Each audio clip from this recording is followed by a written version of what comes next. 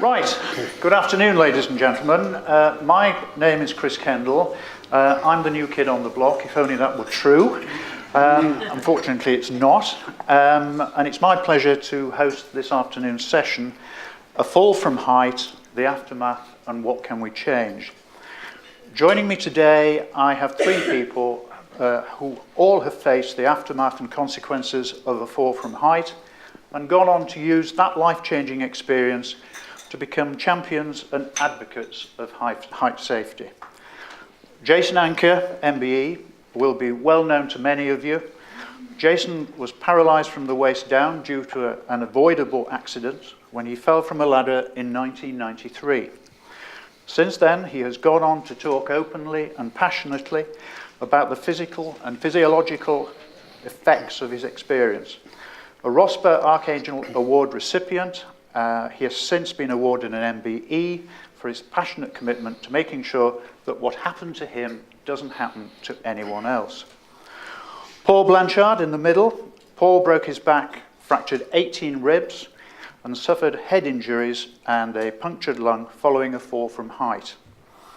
He was in an induced coma for 3 months and in hospital for 6. Like all our panelists here today, he has used his experience to positive effect and is now a much in-demand motivational speaker, and for going above and beyond to help keep people safe, he was awarded ROSPA's Archangel Award in 2015. Dylan at the end here. Dylan was working as a solid fuel engineer when the chimney he was working on collapsed and he fell 10 metres onto a brick wall, sustaining severe multiple injuries.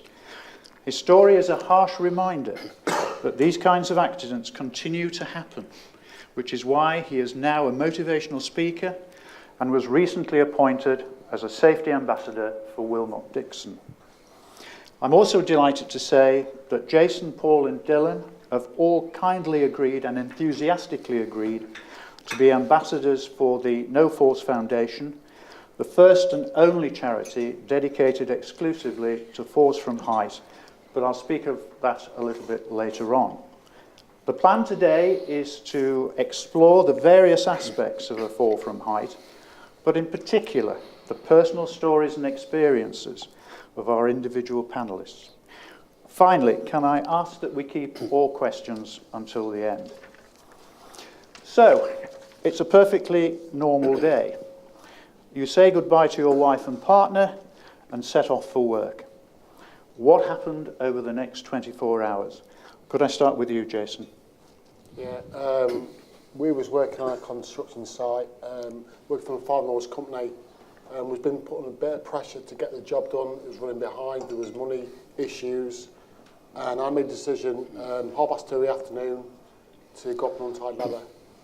I fell 10 feet, suffered a spinal fracture, was in hospital for about 6 months, and really the implications of what it does to your life and your family's life. Quite recently, sort of really looking at the fact I was probably unfit to be at work. I've been to a party the night before, turned to work drunk in the morning of my accident. My supervisor was at the party with me. He actually picked me up at work in the morning. I slept in the car on the way to work. And he said, we were talking about a speaker from where's your accident caused from, it was probably the fact I shouldn't even be on site anyway in the first place. Right, thank you very much. Paul, can I just ask you to give us the background to what happened to you? Well, 6 months before my accident, I'd previously done a bank evasion for these farmers. And it was a good job, it was fine, I had a decent relationship with the guys. But in the July, when I had my accident, I was very busy. I was in the middle of building a house. And they'd got a problem on a barn. So some sheets was leaking and watering, obviously. Anyhow, I went out on the Saturday morning to have a look at it. And I thought, well, I can't break my commitments, if you like. I'll see what I can do. So I went out on the Sunday morning, then I removed a couple of sheets, and the next thing I know, it was 3 months later in hospital. It was only about 12 foot, the overall height of it, but it's what I fell on. I fell on a cattle railing, so I hit that and it bounced me against the wall and etc.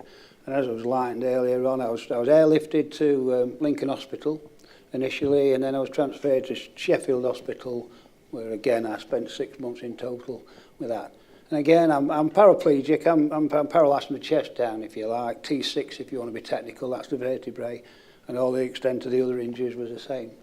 Life-changing, not only just for myself, for my family, and my friends to a certain degree, to be fair.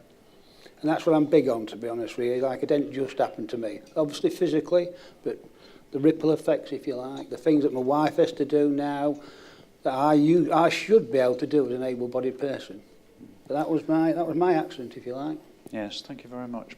Dylan, perhaps we could come to you. I started work as a solid fuel heating engineer for a chimney specialist in a roofing company, and from day one I was basically told there's no safety harnesses in the company, there's no fall protection equipment. Now, I'd come from being a firefighter for 6 years, retained, so I was used to people footing my ladder for me and stuff like that, and when I got to this company I was told nobody's going to foot your ladder for you, because that man should be somewhere else making more money for my boss. So totally different way of working.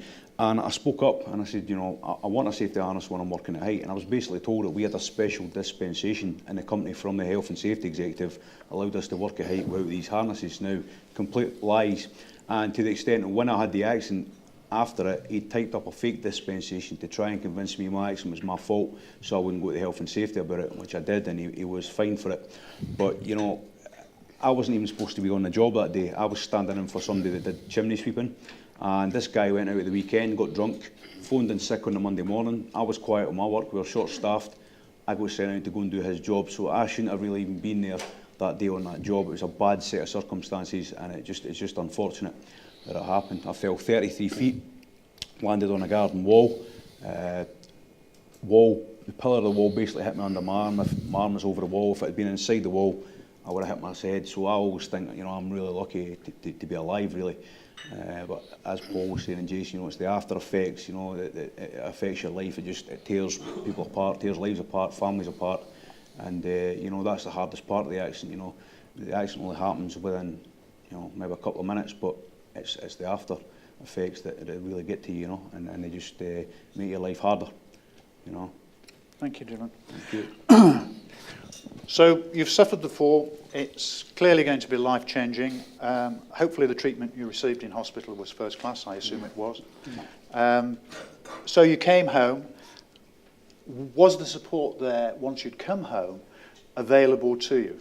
Did it come to you? Did you have to go out and search for it? And how did that add to, you know, the trauma of what had happened to your life? Jason, can I perhaps ask you? There was nothing. Nothing at all? Nothing at all. Come out of hospital. Your rehabilitation is not really for your mental health, it's just for your physical health. You get fit enough to live in a wheelchair, then you have to look after yourself, get out of the bath, a shower, etc. And you come out of hospital and that's it. I suffered, I think we all did, I acknowledged I got some sort of depression, just given access to antidepressants, and that was it. So there was no real support at all? I mean, obviously my accident was 25 years ago. Actually, half my life. I've spent more time in a wheelchair now than I did out of it. But yes. Another story. Yeah, 25 years ago, there was virtually nothing. So I can't really speak about what's available now. So obviously, Dylan and Paul, yes. More recent accidents, what's available. I just know that, you know, the tablet is the answer to the problems. There's no actual physical sort of help, mental health. There's none of that available. It's just antidepressants. There's an adage that it'll take a period of time to get over your accident, and that's sort of, you'll have depression for a few years, then you'll rebuild your life, and it always worked like that. Yes, yes. So there was no systematic follow-up, no support there in place at the time. So, Paul, can I ask you about your experience, your personal experience? Well, to echo, my accident was in 2010, and it hadn't changed a bit from what Jason had just been said. I come home from hospital, it was Christmas week actually, and the nurses brought me back and they'd basically just given the once over if you had house all right, if you could get to the bathroom and etc. And that was it, dropped off.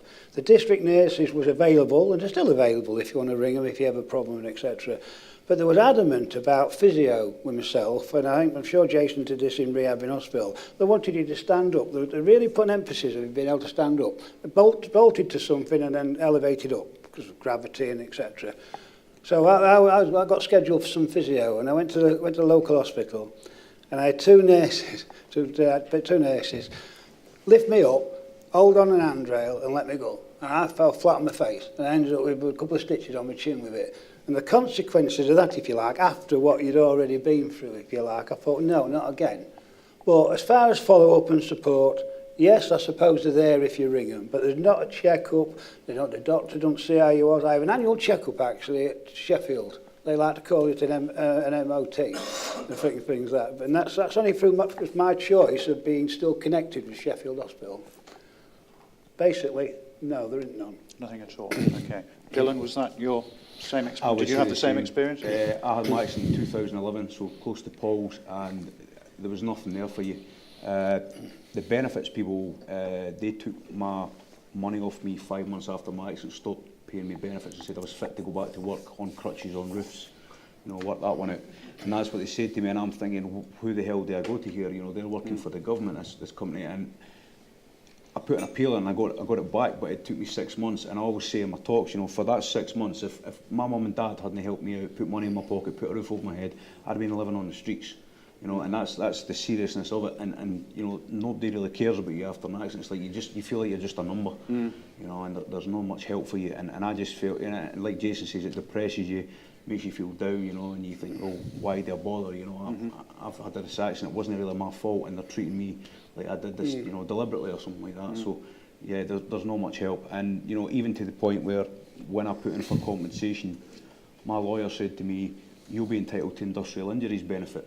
The government won't tell you that, but you are entitled to it. So why are they not telling us it? Is that not? They should be trying to help us, but they don't want to pay out money if they can save themselves some money. Then, you know, I'm not just bad mouthing the government. It's everybody. You just feels like, you know, for me in after my accident, the only people that helped me that never ever changed sides, and I'm talking about my lawyer as well, was the HSE. They were always on my side. Everybody else, even at some points, my lawyer was not on my side.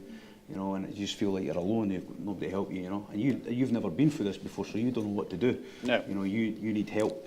And I think that's why the foundation that we're starting, if we can help people, we can give them advice about this is what you do after you have an accident. We hope they never do, but if they do, this is what we do. So it's a great thing.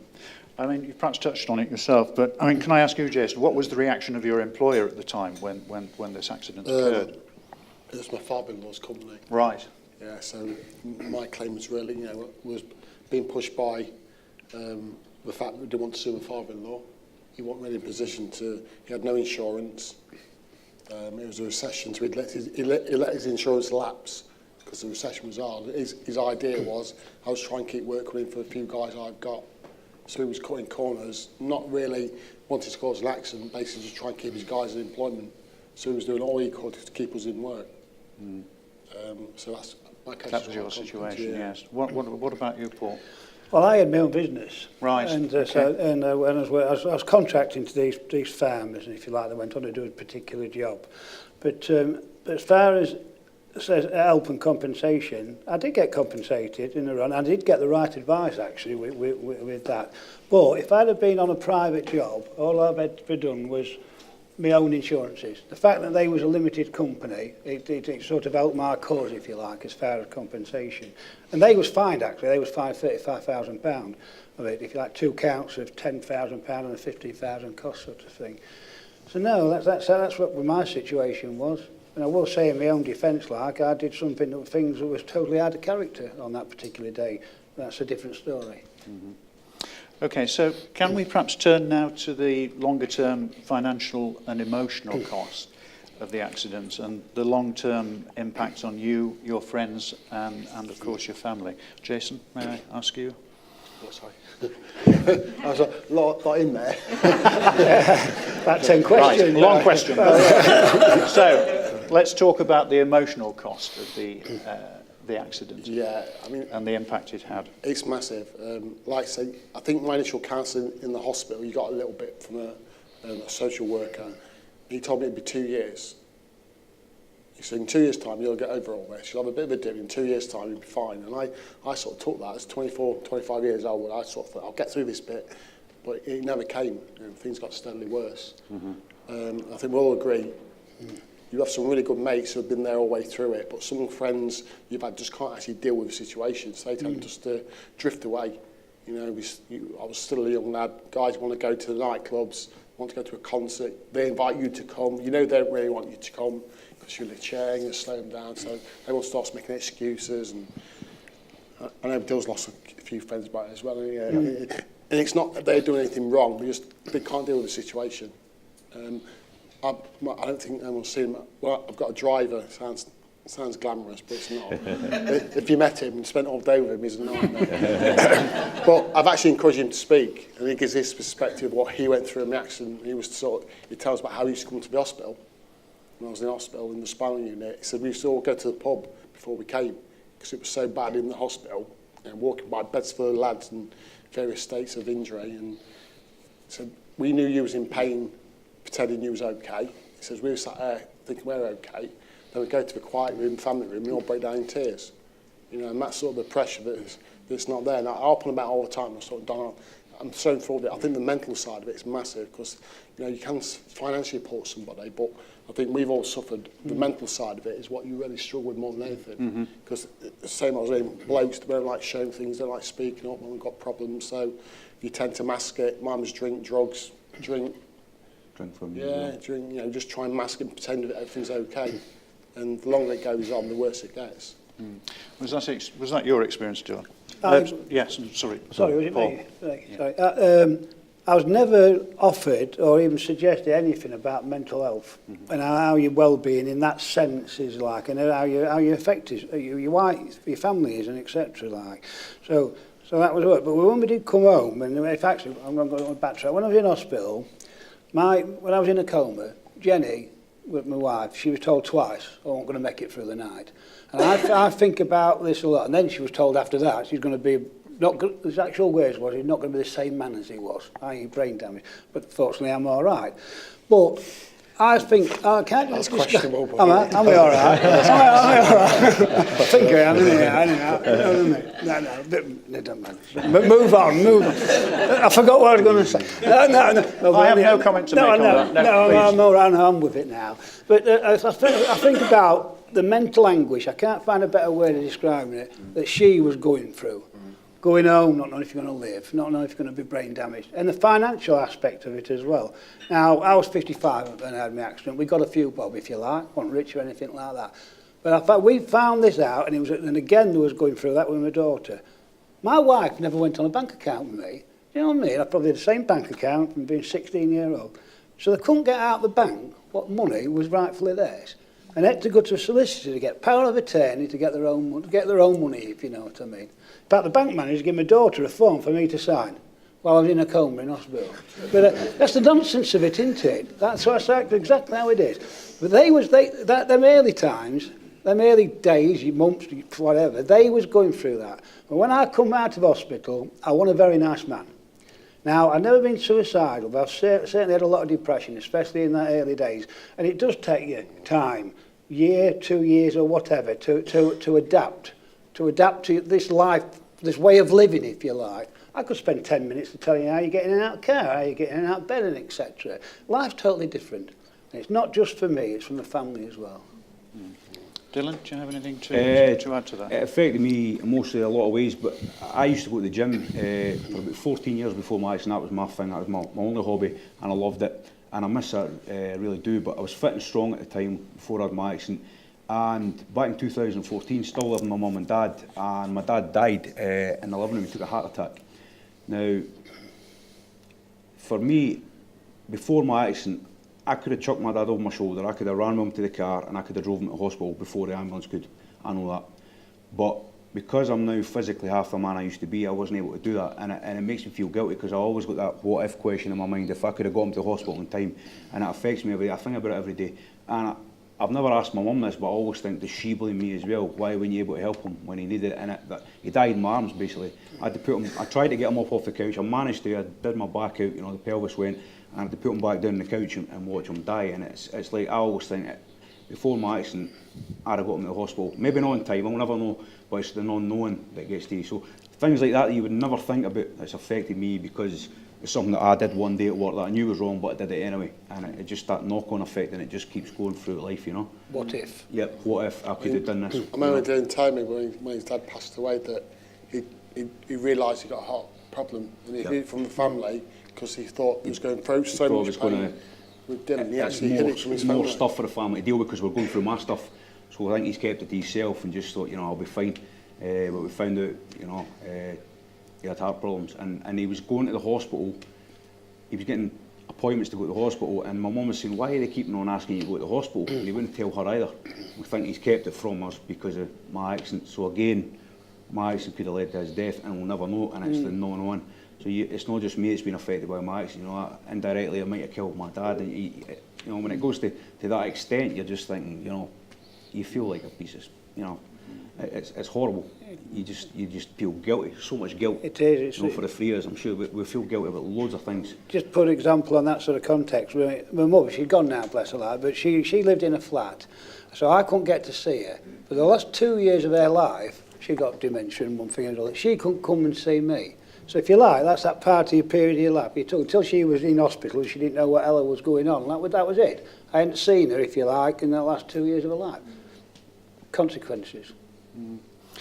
I mean, one of the things that's clearly coming out is this mental health issue, and in your view collectively, is this something that the new No Fault Foundation should be addressing and looking at seriously and developing and promoting? I think so. Oh, definitely. Yeah, Yes. I mean, it seems to me that this is one of the priorities that you're sort of highlighting. I think it's even more, you know, so many young people today are getting injured and they're getting payouts of upwards of like £2 million. You know, they're coming out of hospital and getting a massive compensation payout, but no mental support, and these guys are going completely off the rails, going fast cars, drugs, getting involved in all sorts, and a lot of times just blowing all the money. Because there's just no, you know, I say it all the time, money to me was nothing. If I could have had some, I told you last night, I'm so passionate about this bit, it's just people presume that they bring you things to the hospital. I was getting chairs, donations, envelopes for stuff, the money, and you know, it didn't help me one little bit. So for me, that if we can help people get rid of that piece that people expect to go through and help them through the mental state, I think that was massive. Yes, learn from your experience. Yeah, absolutely. And benefit from it. Okay. Clearly, all three of you ultimately decided to make a difference, and to make a difference by telling your own personal stories. Was there a particular point in time when you sort of consciously made that decision, or do you feel it was a gradual process? What, for speaking up? Yes, for sort of becoming an advocate, yes. I didn't want to do it. I spoke once, a guy got me out to speak, well, to see him do a presentation. He invited me to speak for 5 minutes, and I'm back to Tenerife for 2 months. I thought, I can't do it. Right. It took a hell of a long time to get around it, and 8 years doing it now, still quite difficult to speak about some things, but I think we all agree, you have to learn a technique, but it's not about you, it's like it's an imaginary person you're telling a story about. That's how I do it anyway. Yeah. Paul, was there a particular moment? Or? Well, it was 3 years after my accident, actually, and it was with the court case had been on local television, Calendar and Look North and etc. And Jason, a colleague of ours, Dan Terry, come to see me and said about it. Jason was getting more busy, if you like, in his own little niche and whatnot, and Dan thought, well, can we sort of, I don't say replace him, but use him. I don't think Jason thought I was up to it to start with, to be fair, like, but anyhow, that was that. Proof's in the pudding, I think, anyhow. But no, I got invited to start talking for 20 minutes to different groups and etc. And it sort of escalated. And then you sort of get more confident, you get more knowledgeable, and then you get more comfortable about talking to people and presenting. Yes. And you're learning every day. You can think of something that you could add to what you're talking about. Yes. But the fundamentals, what we're talking about, your background, your accident, time in hospital, like we're hinting on today, like. But it's good, and I get great pleasure about it because you can't quantify how many lives you've saved, etc. like that. But you know you're making a difference to people. You do follow-ups to companies months later, and they're still on about it. So that's good news, and I am very proud of it, and I'm very proud to be involved with this charity. Good, thank you very much. Dylan? Less than a year after my accident, you know, you're sitting in the house bored, you know, you're used to working, and you try and, you know, keep yourself busy, and I'm on YouTube, and I'm thinking, I'll type in false for height, I want to see if anybody's been through the same as me. And Jason's video came up, and I couldn't believe that he'd fell 10 feet, and he was in a wheelchair, and I'd fell 33, more than 3 times the height, and I'm still walking. So I thought, I've got to meet this guy. And I saw on the HSC website there was one of these shads in Stoke. And the guy who was on the day of the accident, he drove me down to go and watch Jason. I wanted to meet him.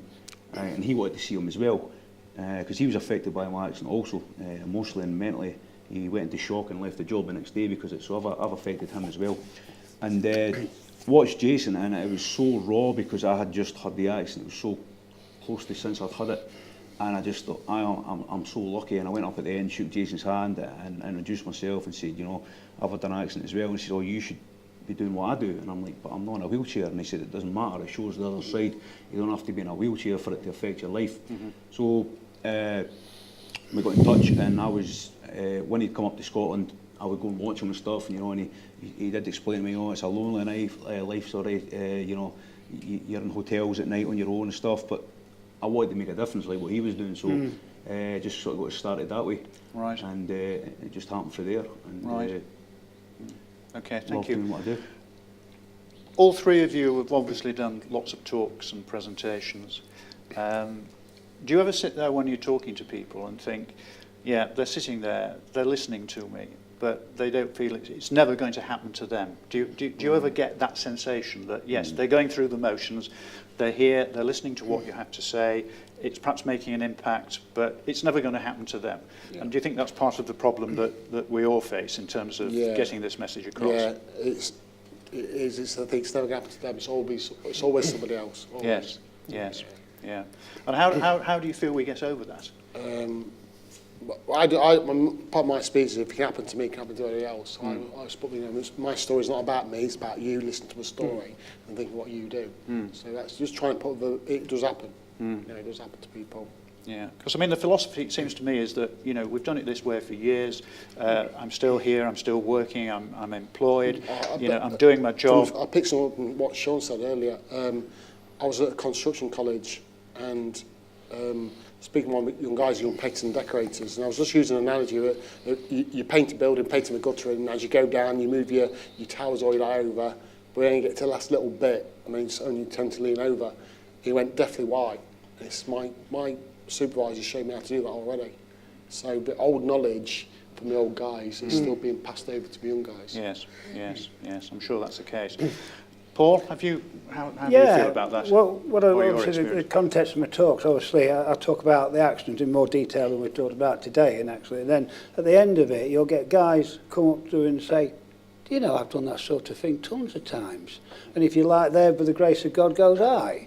And this is this is the impact you're having with people. And again, I'm chuffed to bits about that. And you'll get other people coming up when you've been discussing how you're having to manage in a wheelchair, how you go to the bathroom, and how you cope in your car, in bed, and etc. And they'll come up, well, my lad's got this problem, my mother, if you like, or my father was been in a wheelchair, and I affiliate with it. I tie into that. And again, it's just doing that good and that connection with people. Yeah, Dylan, I think when you start talking about the things that really matter to people, like their family, their hobbies, stuff like that, that's when they get it. You know, I remember Jason telling me, a guy came up to you and he said, I've got no family, I've got no friends. And then, oh right, you got any hobbies? And yeah, I go canoeing every Saturday. I've been doing it since I was 10. And Jason said, imagine if you couldn't go canoeing anymore. And I went, what do you mean? And he was about crying, you know. That was his thing.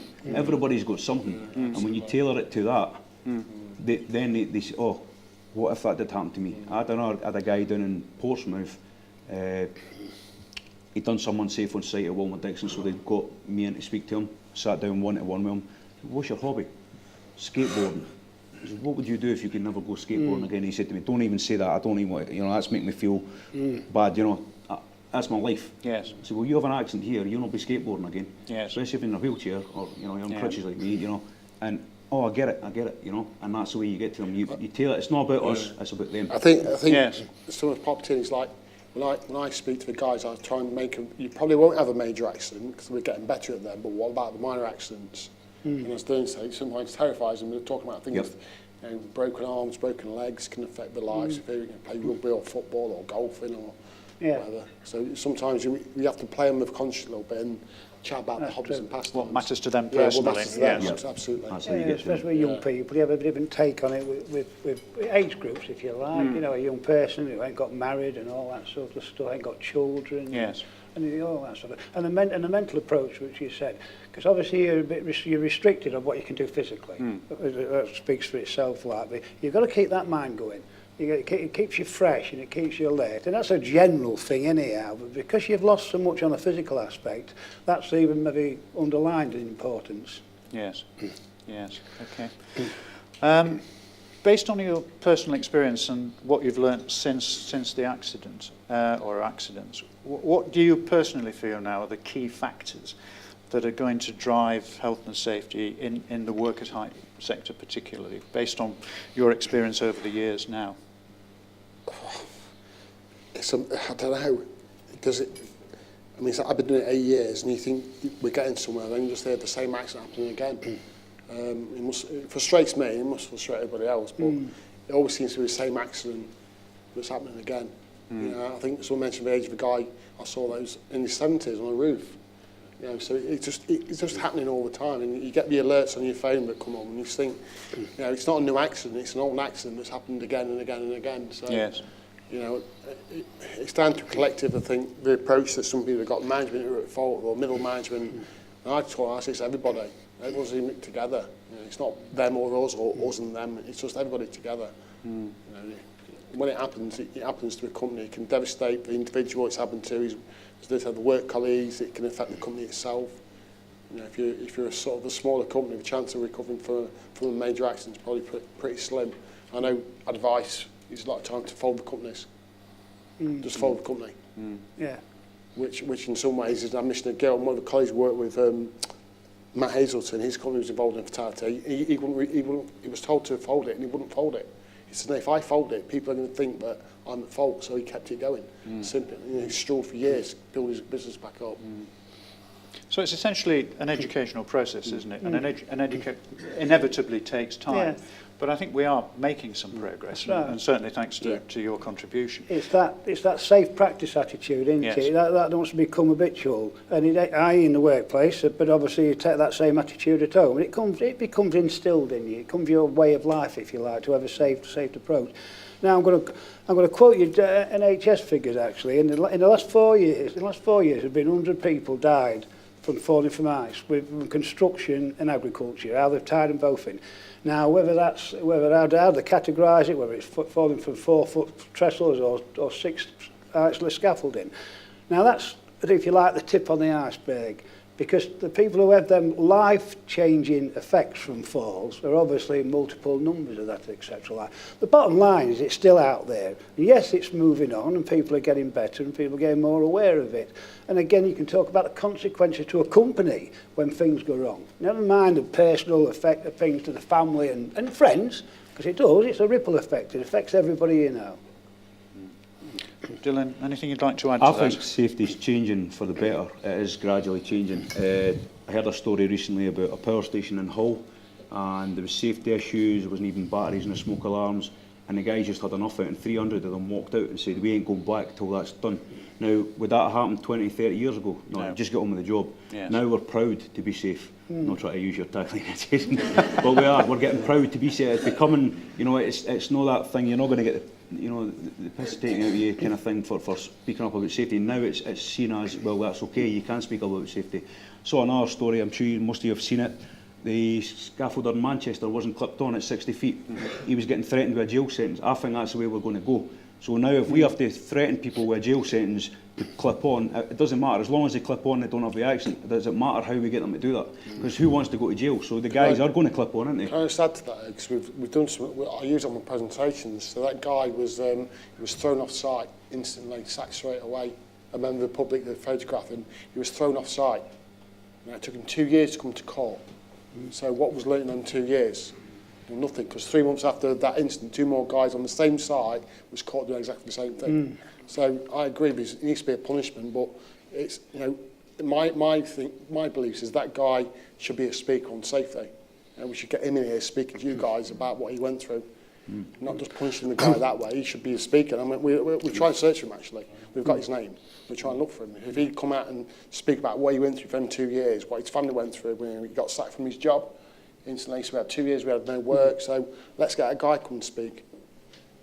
It was talked about this morning actually about the young lads, apprentices or whatever, again, the training and getting that safe practice attitude training in that, but then going to work, peer pressure, you get older guys, I'm not saying about me, you know, well, I've done it this way all my life, you know, don't do it that way. But the bottom line is, unfortunately it relates to money at times, but safety does not have to cost money. If you get into that work safe practice mode and etc., it's as easy to do that. It's easy to do things right as it is to do things wrong. And that's, I think, that's the way we're going, which is good news.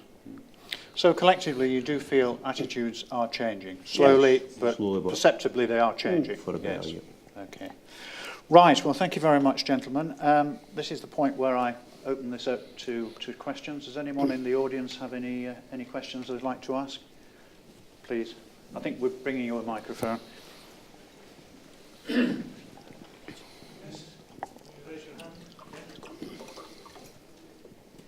Thank you. It's actually not a question, it's an observation. Jason, I saw you speak at the health and safety event in Birmingham probably about 3 years ago. Oh, yeah. And I'm not expecting you to remember me, I know you speak everywhere. But what I want you to know is that I've carried your message with me. I'm a health and safety trainer, and I've carried your message with me, and your ears should have been burning on Wednesday and yesterday, because I think that the power, the impact your message had, and whenever I train and talk about working at height, I try to speak your words to the people. So your reach is so much greater than the people you directly speak to. So I just wanted to say thank you. Well done, Jason. Well done. Definitely. Anyone else got any particular questions that they'd like to ask the panel? Don? Paul, you said... Paul, you said, what was that? I knew it was wrong, but I did it anyway.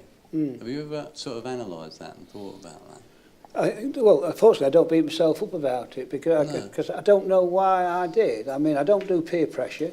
I don't do that. I don't, you know what I should have turned around and said, I'm not going to do this, I'm too busy, and so we've got A, B and C, or whatever, however you want to describe it.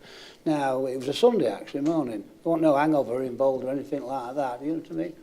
I'd earned some good money with the guys some 6 months before. Maybe there was a bit of pressure in that sort of thing. No, I can't excuse it, actually. Took my eye off the ball, however you want to call it, really. I did things that morning that I would not normally do. Weird, isn't it? And I have to pay the consequences for it, you know. Any other questions? Yes, the gentleman.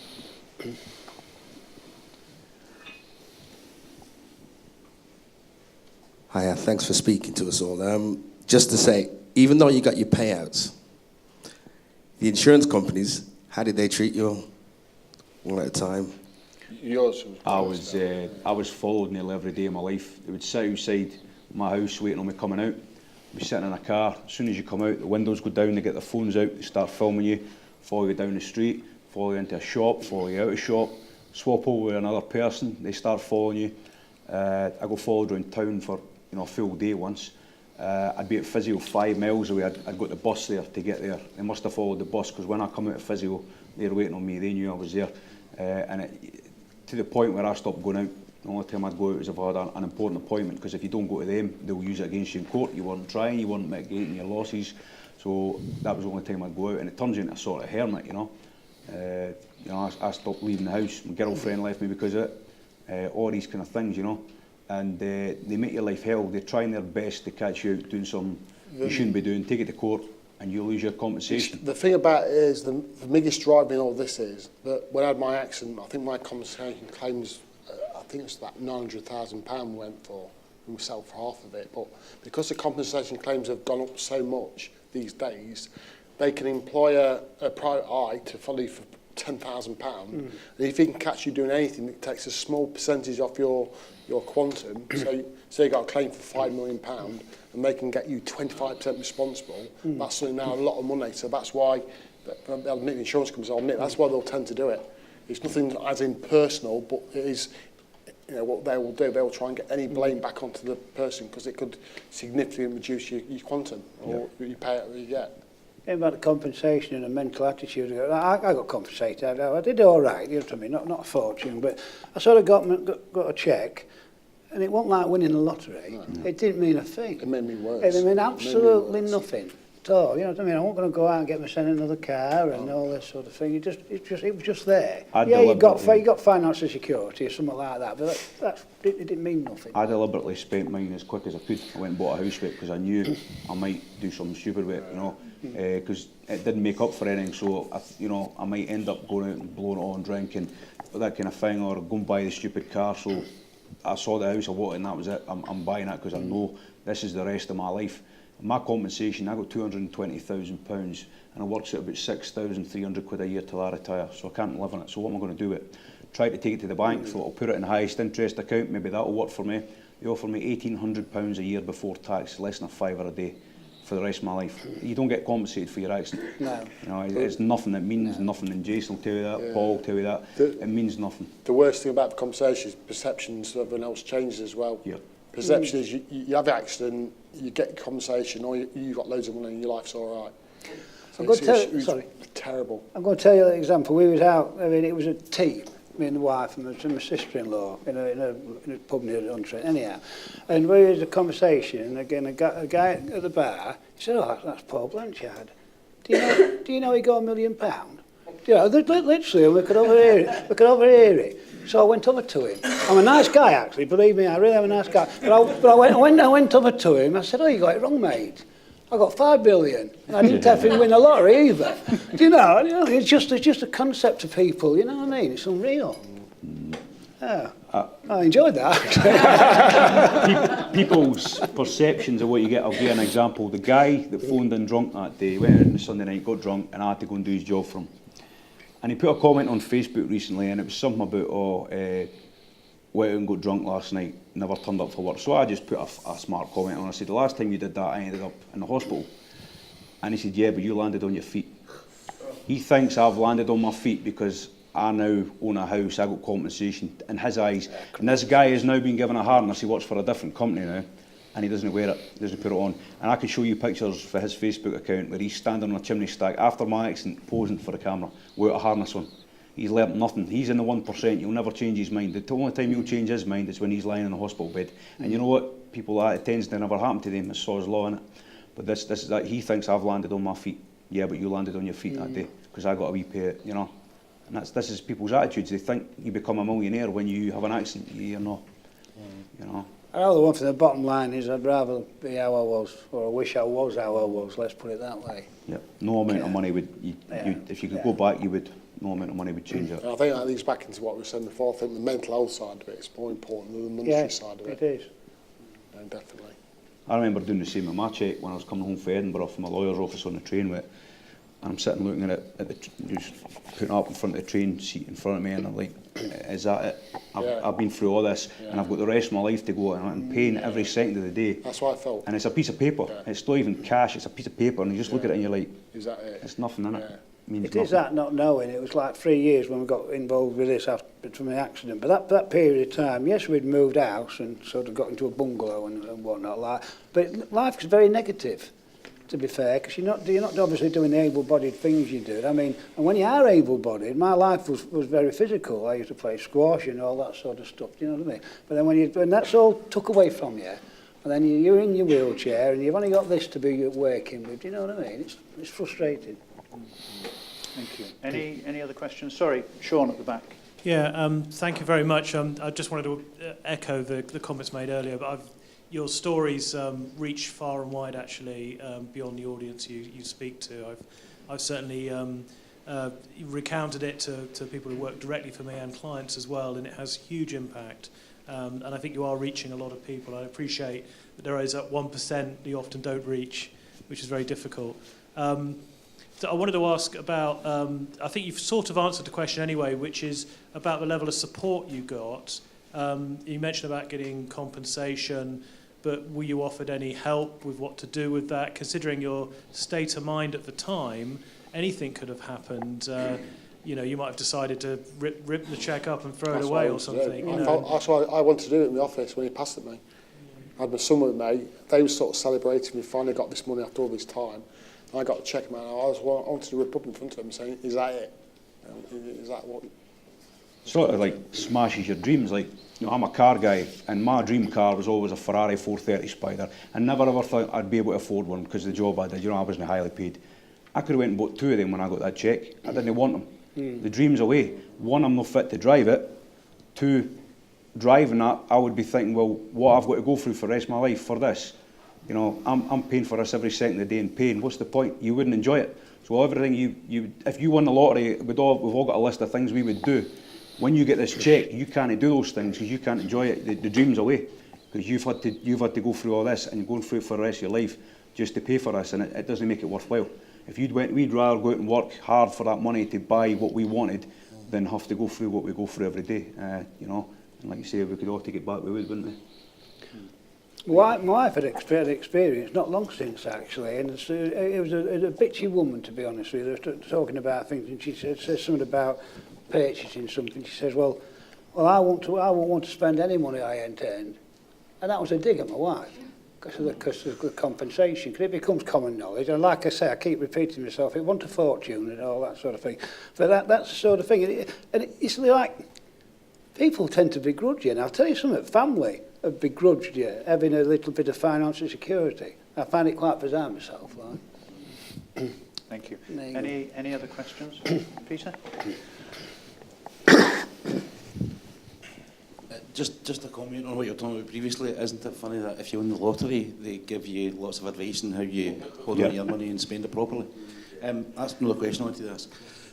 As you know, the Ladder Association and other work height organisations have been pushing in at the forefront of setting up the all-party parliamentary group on working at height. I understand a couple of you guys are going to be giving evidence there next week. I'd be interested to know what are the main things you're going to be telling the all-party parliamentary group. Sit there and smile. Got you out there, just what we've been talking about really today.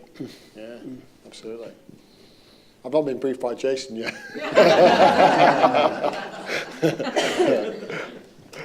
Okay. Yeah. I think it's what we've been talking about today. You know, something's got to give. It's got to give. You know, as we said, prevention to me is massive. It's 9% of everything is prevent people having accidents. But then we've got to really look after people who have had them in the best, smartest way as well. Yeah, the support's a big thing. Yeah. Obviously, the prevention of accidents in the first place, but the support for them. I gather we've got 6 minutes apiece. I don't know about that. That's what we've got. Yeah. These parliamentarians' time is traditionally a few minutes. I think the root of it's prevention, isn't it? Yeah. Getting the system sorted for prevention. Just come back to some of the stuff I talked about previously. I mean, I've been speaking to a few people around about the conference saying, look, the people who are going to get it have got it. Like, the people who are getting the message have got the message. We're now at that really, really difficult bit. We're at the difficult bit where they're the hard to get to people, they're the one-man bands, they're the micro businesses. And I mean, I do think that we're probably going to have to move into something entirely different. We're probably going to have to move to something like, if you're not going to listen to us, then you'll pay for it. That maybe we need to go down the route of on-the-spot fines. Yeah. We're taking your equipment away and we're going to scrap it. If you're not going to use it properly, we're going to smelt it. What do you think of that? No.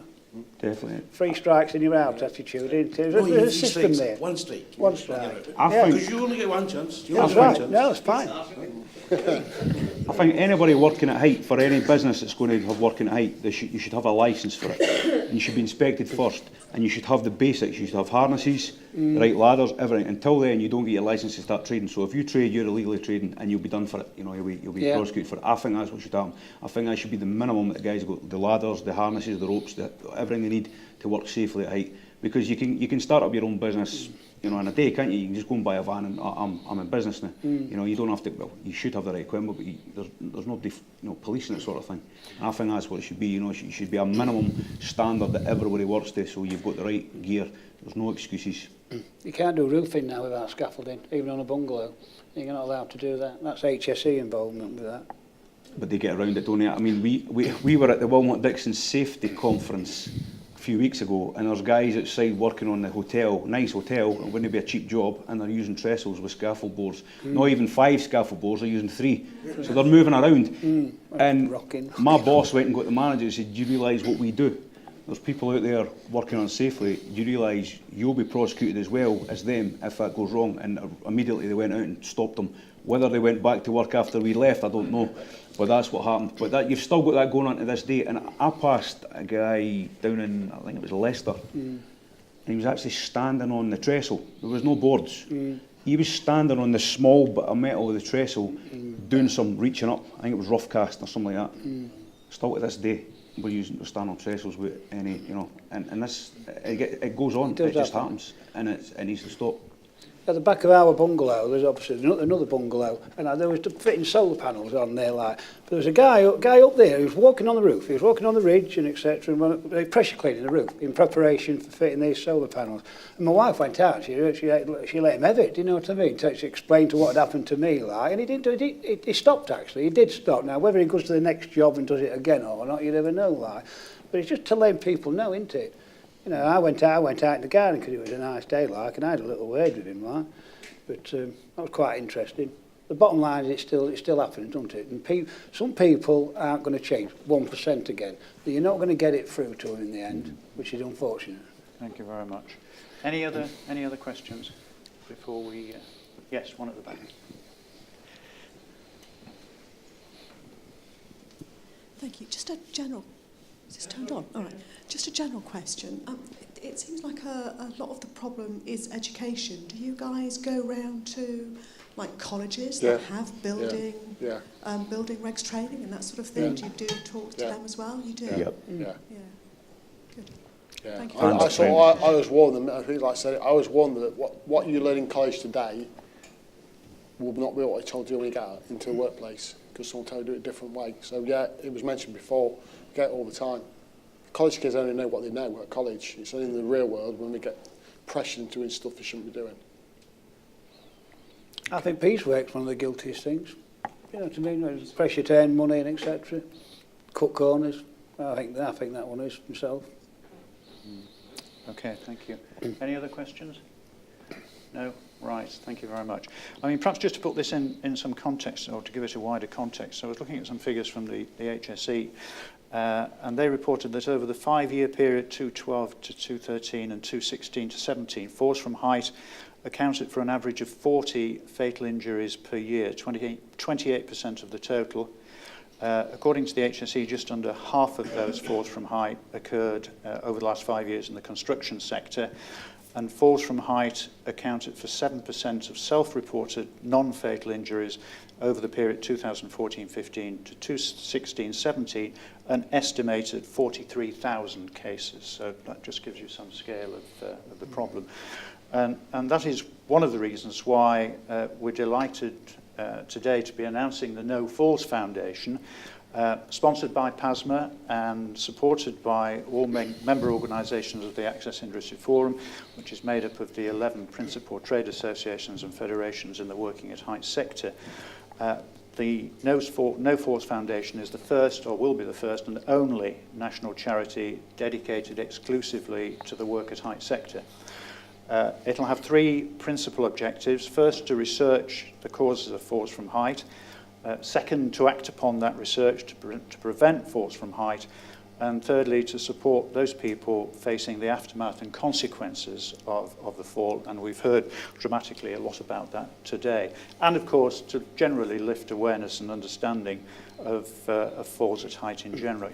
The charity will be launched formally at the health and safety event at the NEC in Birmingham, and then it will be the featured charity at the BSIF Awards dinner in the evening. I'm delighted to say that all 3 of our panellists have very kindly agreed to be advocates for us, and I'm sure they're going to do a tremendous job and make a tremendous difference over the months and years ahead. And with that, ladies and gentlemen, can I ask you individually to thank, first of all, Jason Anker.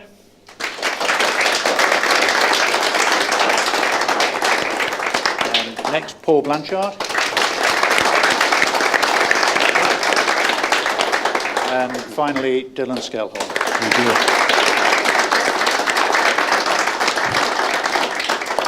Thank you very much.